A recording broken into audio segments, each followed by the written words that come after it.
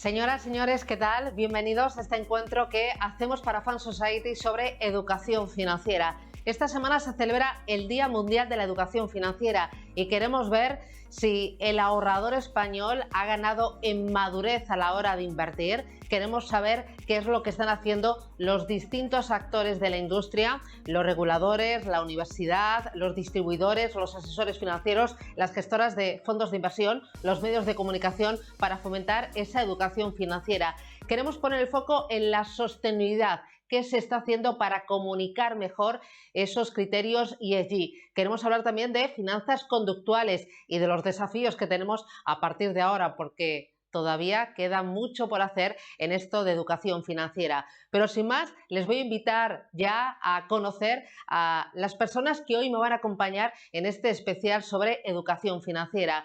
Tengo conmigo a Álvaro Fernández Arrieta. Álvaro, ¿qué tal? Bienvenido, ¿cómo vas?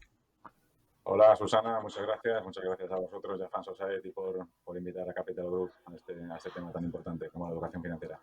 Bueno, Álvaro Fernández Arrieta desde Capital Group. Vamos a hablar de educación financiera. La verdad es que tenemos un programa de alto contenido. También me acompaña Borja Fernández de Manji. Borja, ¿qué tal? ¿Cómo lo llevas?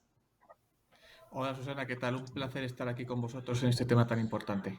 Bueno, yo también encantada de compartir con vosotros ideas, retos y argumentos. Y con Pilar Vila desde Roder. Pilar, ¿qué tal? ¿Cómo vas? Hacía mucho que no te veía. Hola, ¿qué tal? Muchas gracias también por habernos invitado. Bueno, a mí me gustaría ver primero en qué punto estamos y luego, sobre todo, tratar dos temas muy importantes, la sostenibilidad y también las finanzas conductuales. Pero antes de nada, yo tengo la sensación, y hoy quiero ver el vaso medio lleno, de que el ahorrador español tiene un mayor grado de madurez que hace 2, 3, 5 años. ¿Por qué? Pues por la reciente crisis de Evergrande, que no ha habido una salida importante de capital, no ha cundido el pánico y eso que las valoraciones están ajustadas, y también pues anteriormente con la crisis del COVID-19, que en el pleno confinamiento la gente no se lanzó a vender como loca a pesar de que las caídas fueron muy abruptas y muy profundas. No sé si compartís esto conmigo. Álvaro, empiezo contigo. Bueno, Susana, no sé si tanto como medio lleno el vaso, pero sí desde luego cada vez más lleno. Eso yo creo que sin duda. Yo creo que vamos dando pasitos poco a poco. Los esfuerzos van calando lentamente, más lentamente de lo que a todos nos gustaría, pero bueno, desde luego el vaso se va llenando. Para testear cuánto de lleno está, decías tú crisis de Evergrande y sobre todo la crisis del año pasado, quizá habría que esperar una crisis un poco más tradicional, una crisis un poco más sostenida en el tiempo, que fuera minando gradualmente la confianza de los inversores, porque esta crisis del COVID, primero fue una crisis que afectó a algo mucho más importante que la economía, que es la salud y la salud de cada uno de nosotros, y segundo, como te decías, fue una caída muy abrupta, fue una caída muy rápida, con poca capacidad de reacción para la gente. La clave aquí, yo creo que es, y en este caso ha sido especialmente el papel del asesor. El papel del asesor para que sea capaz de transmitir a los clientes los mensajes correctos, de no sobrereaccionar, de permanecer invertido, de no hacer market timing, de usar fondos para diversificar las carteras y para ahorrar para el plazo y que tienen marcado y para sus objetivos. Y desde luego ahí hay que romper una lanza una lanza enorme además, a favor de todos los asesores que nos están viendo, que yo creo que durante la pandemia han tenido, probablemente durante la época más difícil que hayan vivido, han tenido un papel importantísimo a la hora de gestionar sus propias emociones, pero sobre todo las emociones de los clientes. Borja, tú, si le tuvieras que poner nota al grado de madurez del inversor español tras la crisis del COVID-19, ¿te atreverías? Pues mira, desde luego que ha mejorado respecto a otras crisis, ¿no? También es cierto que, claro, desde la crisis financiera de 2008 es que han pasado un montón de cosas y hemos tenido un montón de episodios de volatilidad. Hemos tenido el Brexit, hemos tenido las elecciones americanas, varias de ellas.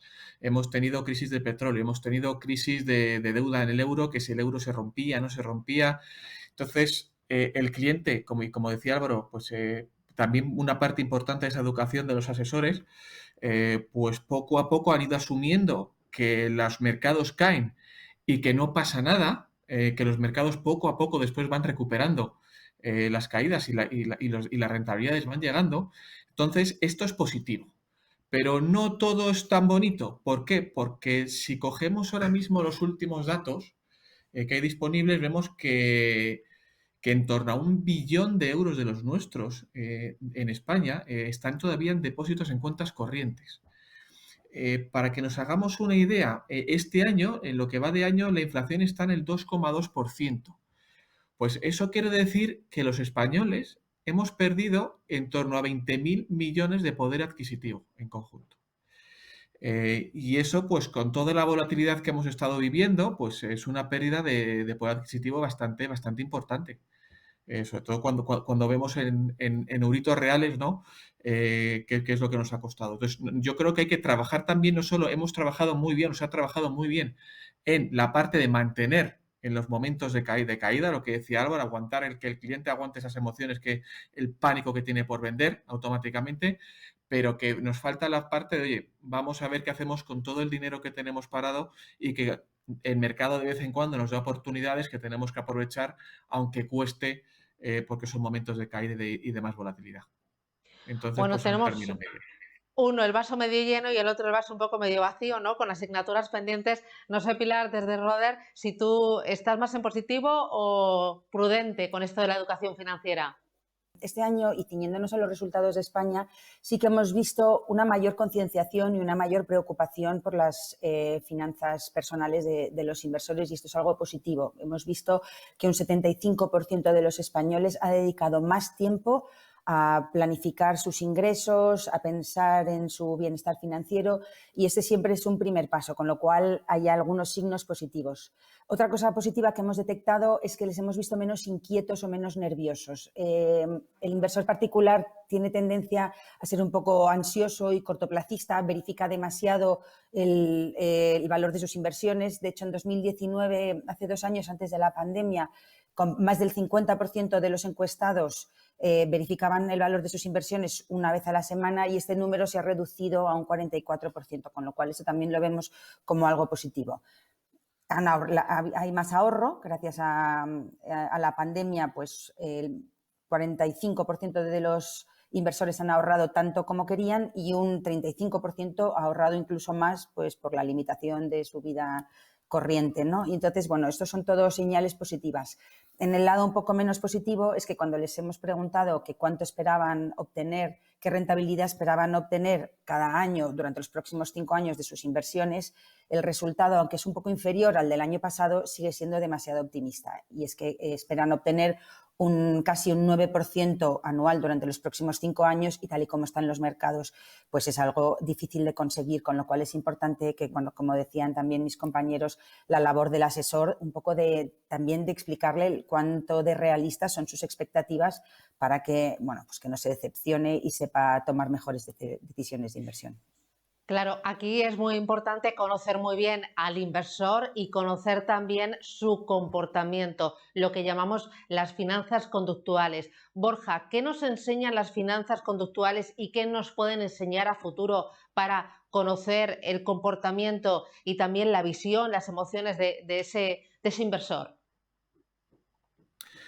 Pues mira, Susana, voy a empezar con una cita de un filósofo americano que se llama Mike Tyson y que siempre dice que todos tenemos un plan hasta que nos golpean en la boca, ¿vale? Entonces, así somos los inversores, es decir, y sobre todo que cuando el mercado sube, mi plan es una cartera muy alcista, con mucho riesgo. Cuando el mercado baja, pues yo mi cartera, pues yo mi perfil de riesgo soy bajista. ¿Sabes? Mi perfil de riesgo muchas veces es cómo vaya el mercado.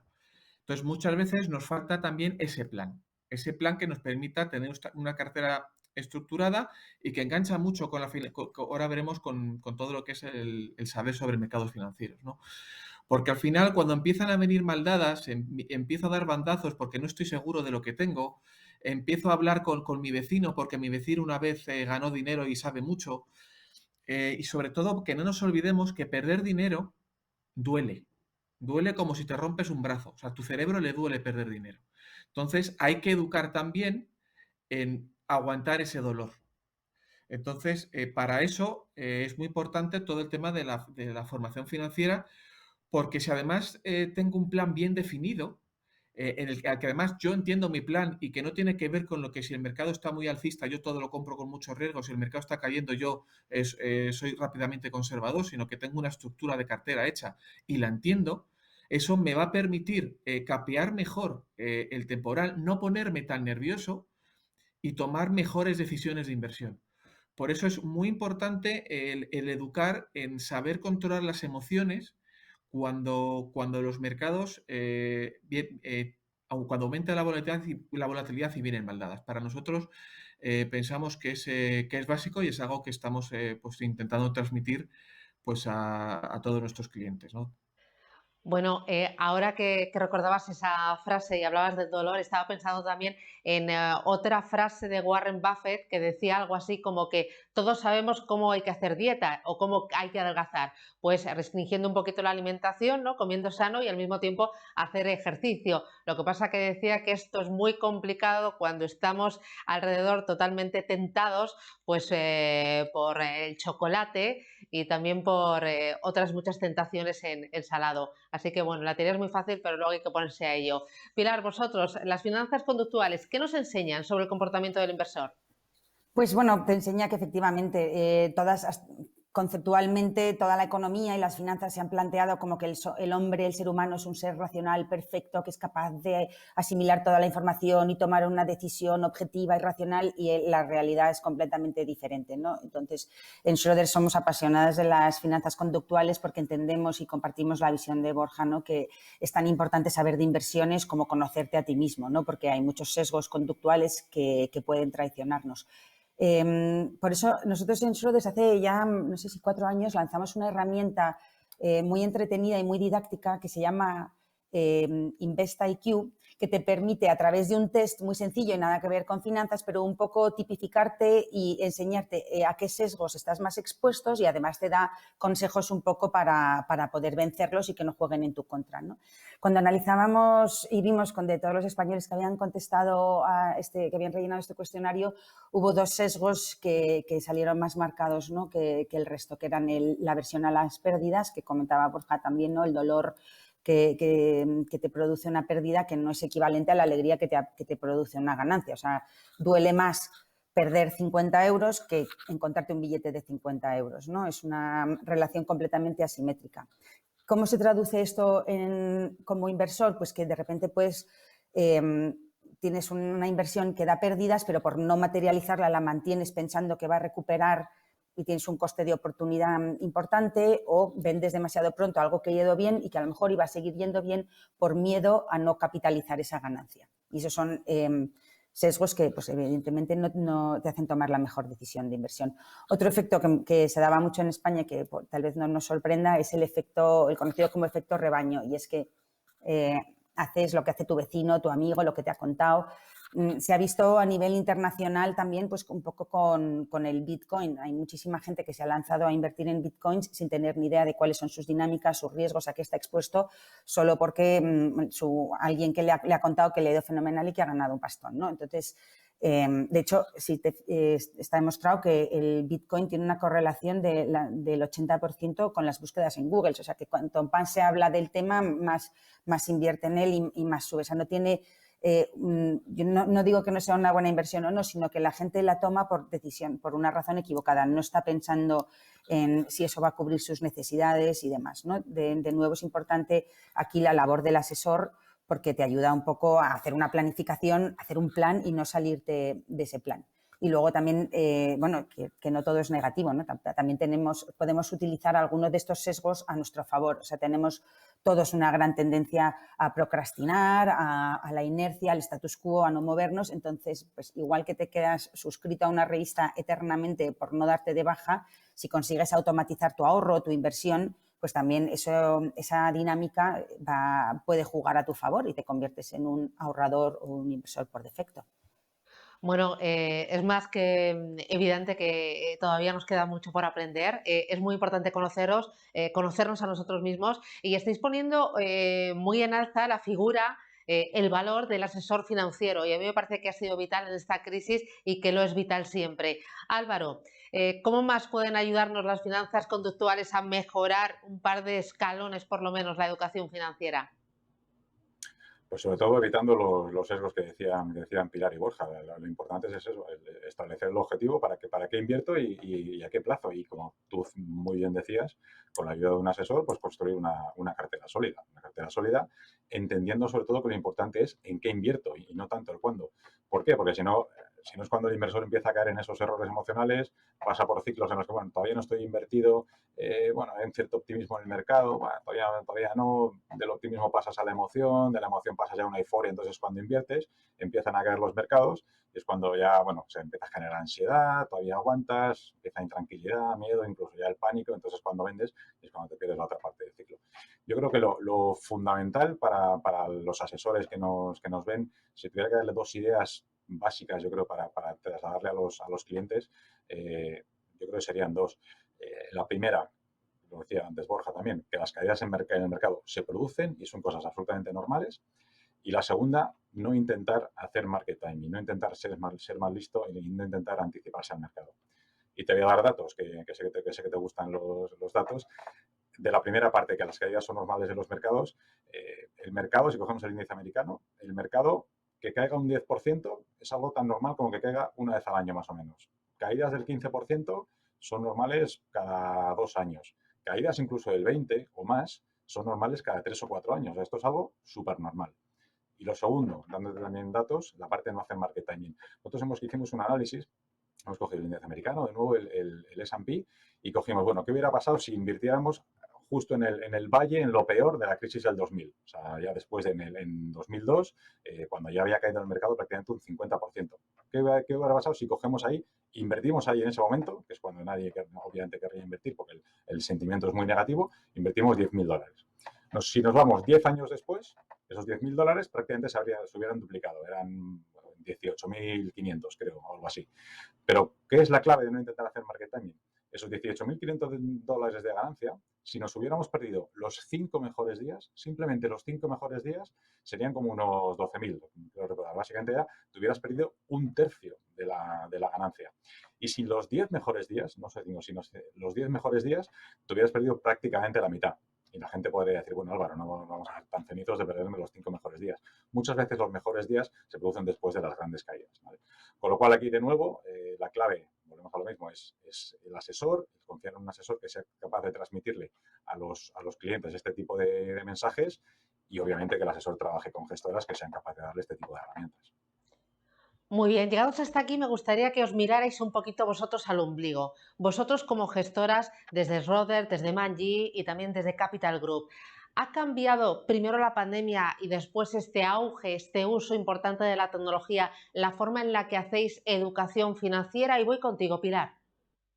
Pues, como ya se ha dicho tantas veces, la pandemia ha sido un acelerador de tendencias, ¿no? Y ha hecho que cambios que ya estaban teniendo lugar, como la tecnología y su expansión y demás, ahora ya haya sido masivo, ¿no? Como su implantación y de los cambios y demás, que cada vez van más rápido. Es verdad que durante la pandemia o a raíz de la pandemia hemos consumido más contenido digital que nunca, entre otras razones porque no nos quedaba otra. Pero a nosotros no nos ha cambiado tanto porque la verdad es que siempre hemos utilizado el canal digital para promover la educación financiera. Este test que te decía de hace ya más de 4 años, InvestIQ, está alojado en nuestra web y además de este test tiene una larguísima serie de vídeos educativos muy sencillos, animados y sobre todo muy neutrales. O sea, no intentamos defender la inversión en fondos, sino que simplemente explicamos como las características de los distintos instrumentos con sus pros y con sus contras, ¿no?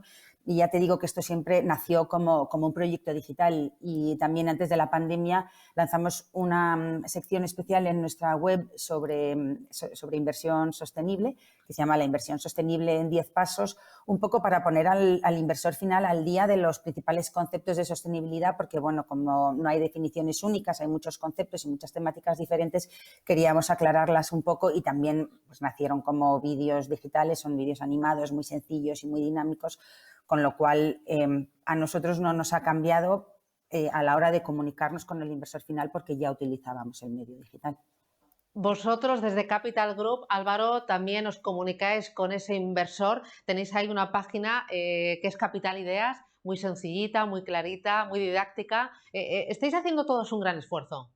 Quizá el cambio que hemos hecho más perceptible para los asesores y para los clientes españoles es que esa web que dices, capitalideas.es, la hemos hecho accesible a los inversores fuera de Estados Unidos, a los inversores españoles en este caso.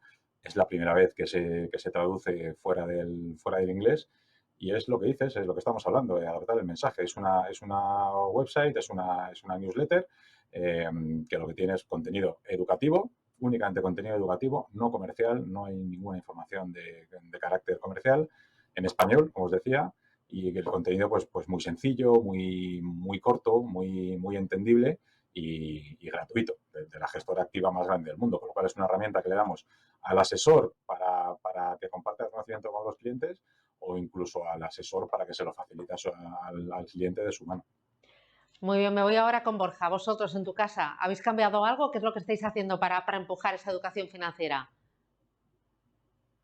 Pues bueno, pues como ha dicho Álvaro, ¿no? Pues al principio había una saturación, todo el mercado estábamos haciendo un montón de cosas para intentar explicar a todos los clientes qué es lo que estaba pasando en este momento.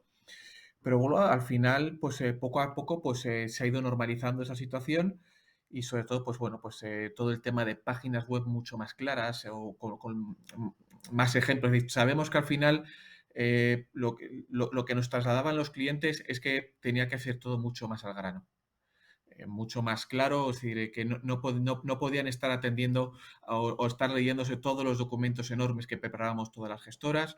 Y entonces, bueno, pues decidimos, pues oye, nuestros fondos algunos de ellos van a tener sus páginas web para que veas directamente a ese fondo, veas información concreta de compañías que están haciendo, temáticas que estamos jugando. Y bueno, pues la verdad es que, pues bueno, pues no está funcionando mal, ¿no? Pero también es cierto que al final la comunicación al final lo que estamos trasladando es que el asesor se sienta cómodo con todo lo que estamos haciendo, porque no nos podemos olvidar que al final esto es un tema también de contactos y que, bueno, pues efectivamente tenemos página web, pero al final muchas veces pues la información la tenemos que nosotros que ir pasando, ¿no? Que al final pues es algo mejor explicada. Y yo creo que, bueno, pues poco a poco se va agradeciendo que cada vez vayamos más al grano, más centrándonos en lo principal y que es la forma en la que al final los clientes pues mejor están entendiendo los mercados, los fondos y bueno, pues nos transmiten esa mayor tranquilidad que la que han estado teniendo en momentos con más volatilidad. Oye, habéis pasado por encima antes el tema de la sostenibilidad y me parece súper importante porque además este año estamos ante un auténtico tsunami. Parece que todo el mundo quiere ser el primero en esta carrera y el que no lleva marcado el ESG parece que está fuera totalmente de juego. ¿Cómo comunicáis esto de la sostenibilidad? Que a veces, Álvaro, parece que es un batiburrillo, como una ensalada en la que cabe absolutamente todo.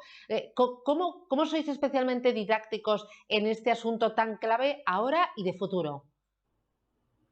Sí, efectivamente. Además, tenemos que tener claro que el asesor y mucho menos el inversor ahora mismo la verdad es que no lo tiene fácil y de hecho probablemente tiene que dejar pasar todavía algo más de tiempo hasta que este tsunami, como tú dices, probablemente ahora estamos en la parte del péndulo más extrema, vuelva un poco a su sitio, aunque lo que es algo totalmente obvio es que esto no es una moda, esto es algo que ha venido aquí para quedarse. Yo creo que en general todos nos estamos adaptando, desde el regulador a las propias gestoras, incluso a los selectores de fondos que hacen las listas para los asesores finales. Por el lado del regulador, pues ha habido un primer intento bastante serio de estandarizar y categorizar la información en este tema, con el tema de los artículos SPDR de los 6, 8 y 9, que bueno, es un primer intento y todavía falta por desarrollar. Las gestoras, pues lo que estamos haciendo es adaptarnos a este nuevo marco, entendiéndolo y su evolución, y los selectores y asesores entendiendo también de nuevo qué significa todo esto y en muchos casos, sobre todo las grandes casas, pues elaborando ellos sus propios análisis y sus propios ratings con el conocimiento tan amplio que tienen ellos de las gestoras. Lo que es importante y lo que nosotros trasladamos a los inversores es que esto no es una moda, que no es un producto, que no es un sello, es un proceso de inversión, es una manera de invertir. Nosotros cómo lo hacemos y cómo lo trasladamos, realmente como lo llevamos haciendo desde hace 90 años. Nosotros los factores ESG los tenemos integrados desde siempre. Cuando analizamos una compañía o un país para invertir en ellos, no entendemos otra manera que analizar los factores ESG exactamente igual o más que los económicos. Es lo mismo. Y además entendiendo que no es café para todos. Nosotros lo que hacemos es establecemos 30 marcos sectoriales y cada uno de los sectores lo que hacemos es asignar más probabilidad, más peso a unos factores o otros. Y por último, pues dialogar con un diálogo activo y sistemático con las compañías, que obviamente siendo la gestora activa más grande del mundo y uno de los grandes inversores, pues nos facilita hacer más fuerza en este sentido. En el caso de Manji, Borja, ¿cómo transmitís y cómo hacéis fácil la sostenibilidad? Pues bueno, lo primero, es decir, como decía Álvaro, ahora tenemos una nueva regulación, pero nosotros, antes de que llegara la regulación, pues nosotros ya habíamos clasificado pues un poco nuestros fondos, ¿no? Pues sí que es cierto que todos nuestros fondos, como decía Álvaro, creo que las grandes casas, pues ya teníamos el tema de ESG integrado, las que somos casas antiguas, pues ya lo teníamos integrado en nuestros modelos.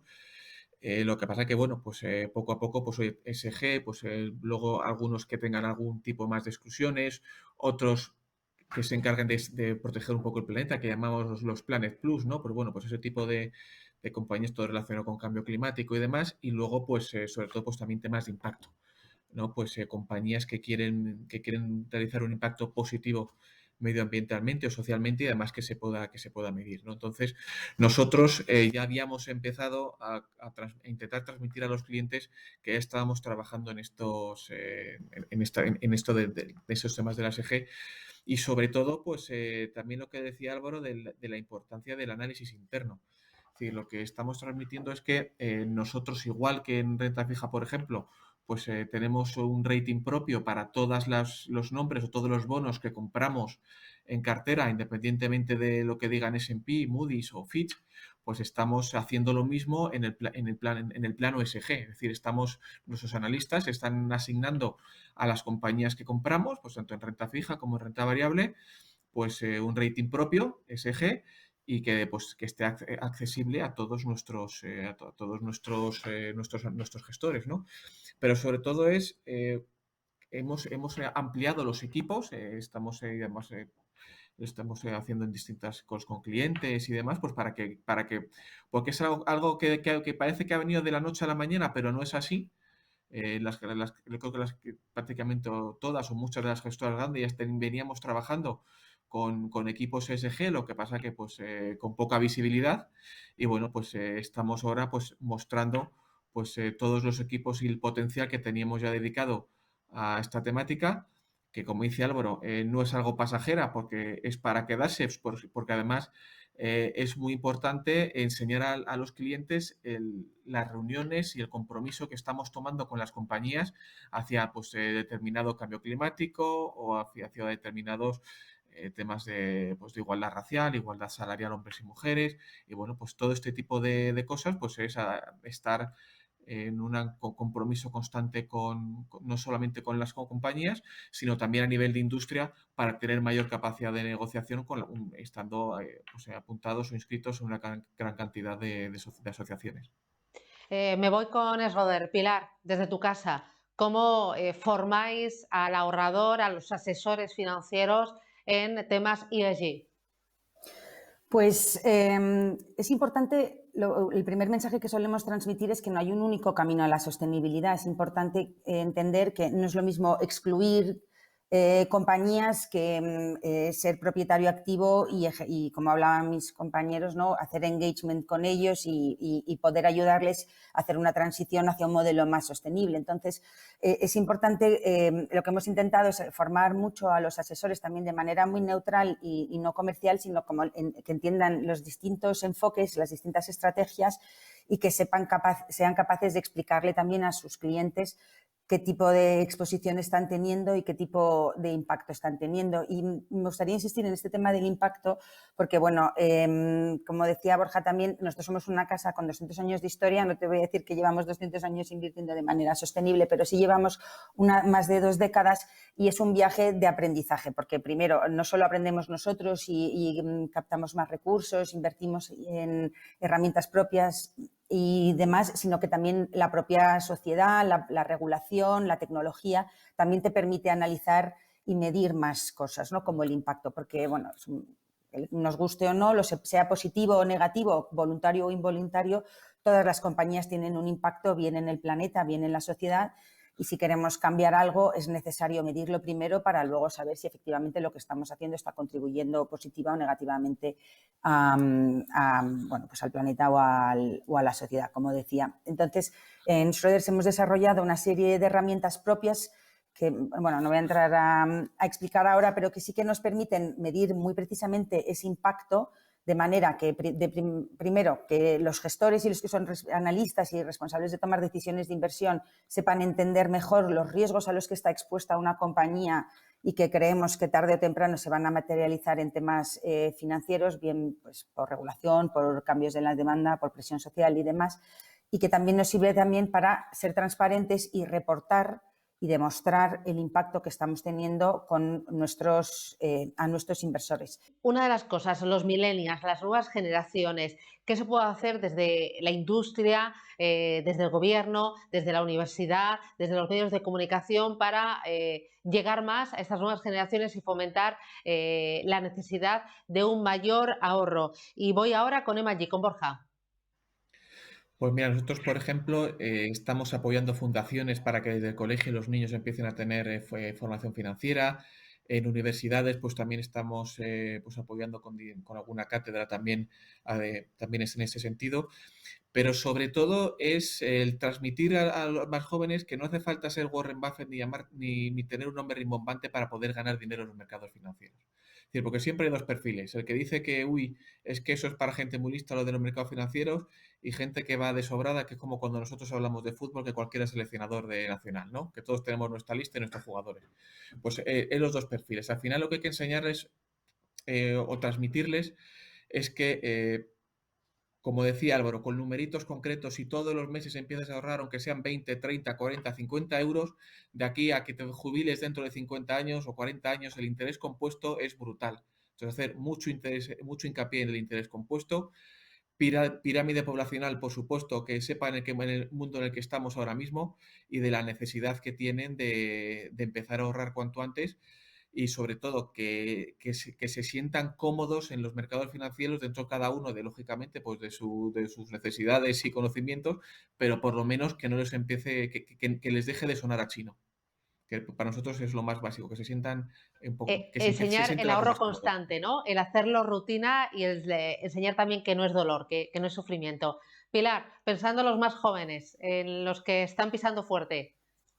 Pues mira, nosotros en Schroders hace unos años lanzamos una web a nivel Reino Unido que se llama Moneylens, que la verdad es que es divertidísima porque está muy pensada en estos millennials o nativos digitales y está llena de contenidos educativos, pero como muy bien ilustrados y muy aterrizados un poco a su terreno y a su lenguaje. O sea, recuerdo un artículo que se escribió el año pasado, cuando en aquel momento los futuros del petróleo cotizaban en negativo, una cosa como muy complicada de entender y de explicar, y hicieron una analogía con los aguacates, que además son como la verdura o fruta de moda entre los jóvenes, que la verdad es que hasta yo misma lo entendí mucho mejor. Entonces, es verdad que intentamos aprovechar muchos de esos contenidos en nuestras propias redes y canales de comunicación que tenemos en España, porque, bueno, es verdad que, como decía Borja, es que son la generación que viene pisando fuerte y la que más va a necesitar, a lo mejor, probablemente, coger la sartén por el mango en cuanto a su futuro financiero. Bien, en tu caso, Álvaro, ¿qué hacéis desde Capital Group? Pues muy corto, Susana. Básicamente lo primero es entender a quién nos dirigimos, entender que esos son los principales usuarios de tecnología. Entonces es gente que no acuden ni van a acudir a fuentes tradicionales de asesoramiento, punto uno, con lo cual tenemos que adaptar el mensaje a las nuevas fuentes de información que tienen, léase internet, comparadores, foros, redes sociales, recomendaciones de usuarios, etcétera, etcétera, apps, las informaciones, la comunicación con su banco. O sea, primero entendiendo y adaptando el mensaje a ese tipo de canales. Y segundo, aquellos que se comuniquen con asesores, que todavía por supuesto los habrá y el asesor seguirá siendo una parte importante, la manera de comunicarse con su asesor o con su banquero también será muy diferente, con lo cual lo que tenemos que hacer nosotros es darle al asesor herramientas fáciles que le faciliten al asesor esa comunicación con ese nuevo tipo de cliente que tiene. Y aquí lo único también, hablando de educación financiera, levantar quizá un poco una bandera roja con el tema de la tecnología. Y es que al final todo este tema de la inmediatez en la información y la comparación, etcétera, lo que puede hacer es precisamente que los más jóvenes puedan perder un poco los conceptos básicos de educación financiera, ¿no? O sea que también incidir un poco en toda la parte de formación. Bueno, ir pensando porque os voy a pedir una conclusión final. Ya sabéis que me gusta pediros un titular, un broche de oro. Pero antes, desafíos a los que nos enfrentamos absolutamente todos en esto de educación financiera. Todos los actores de la cadena, Borja. Pues bueno, yo creo que nosotros dentro de la industria quizás lo que tenemos que gestionar un poquito es las expectativas del cliente. Muchas veces, sobre todo ahora, estoy pensando un poco ahora lo que estamos viviendo ahora, todo el auge de los activos privados, ¿no? Pues la renta fija tradicional te está dando poco, te presento alternativas nuevas que dan unas rentabilidades mayores, pero yo creo que ahí tenemos que hacer un poquito más de hincapié en que, oye, rentabilidades sí, pero con estos riesgos y que el cliente se sienta más cómodo, ¿no? Yo creo que ahora mismo para los próximos meses va a ser una alternativa de inversión bastante importante y yo creo que las expectativas de rentabilidad, que lo decía Pilar al principio también, es básica porque se ha ganado mucho dinero últimamente. Si cogemos cualquier ficha de cualquier fondo, vemos que la rentabilidad anualizada a 3, 5 años, 10 años son brutales y todo el mundo quiere repetirlas. Entonces, pues hay que modular esas expectativas, saber en qué momento estamos para que luego no haya ninguna decepción para el cliente y eso es una parte de la educación financiera que a veces se deja un poquito atrás, se va cosas muy técnicas, pero quizás el bajar al suelo y pensar lo que vas a ganar o perder, quizás es algo que tendríamos que tener muy, muy en cuenta cuando hablemos con los clientes finales. Pilar, tú en la lista de desafíos, ¿qué pondrías ahí en el primer top, arriba del todo?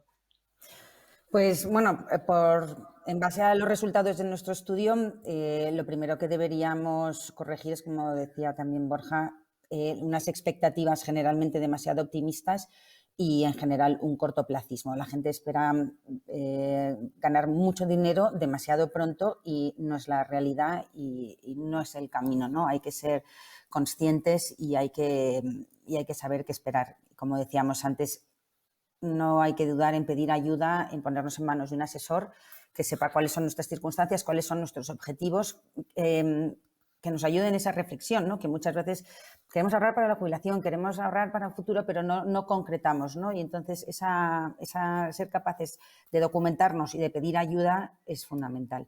Y es una labor de todos los actores del mercado. O sea, la responsabilidad no puede caer solo ni en el inversor final ni en el pobre asesor que bastante tiene. Las gestoras tenemos mucho que contribuir, pero bueno, también los gobiernos y los colegios y demás pueden contribuir muchísimo y cuanto antes se siembre ese germen, mejor. Y Álvaro, termino esta ronda contigo. Desafíos para el próximo año, a ver qué hemos cumplido y qué no hemos cumplido. Que voy a pasar lista y voy a poner tick o cross. Bueno, pues yo creo, por aportar, hemos hablado aquí ahora mismo de tanto la industria como del cliente final, pues yo pondría, por aportar algo, un poco de acento quizá también en el gobierno, en los legisladores. Lo apuntaba Pilar un poco, el tema de la educación financiera en los colegios. Es algo que tiene que ser, no sé, tiene que ser clave. Yo creo que el año pasado ya comentábamos que España es el país que más horas dedica en general a la jornada escolar, pero, por ejemplo, la mitad de horas a educación financiera que los Países Bajos, de ahí al otro día, ¿no? Con lo cual, hacer ese tipo de asignaturas obligatorias en bachillerato, que no sea solo lo que llaman el bachillerato general. El otro día me leía el nuevo bachillerato y la buena noticia es que en el bachillerato general ya han puesto una asignatura que tengo por aquí apuntada que se llama Economía, Emprendimiento y Actividad Empresarial. La buena noticia es que ya tienen esa asignatura en el bachillerato general. La mala es que en el resto de los bachilleratos pues no está. Debería ser obligatoria en todos. Y segundo, la otra cosa es fomentar el ahorro. Fomentar el ahorro con todas las medidas posibles, incluso fiscales.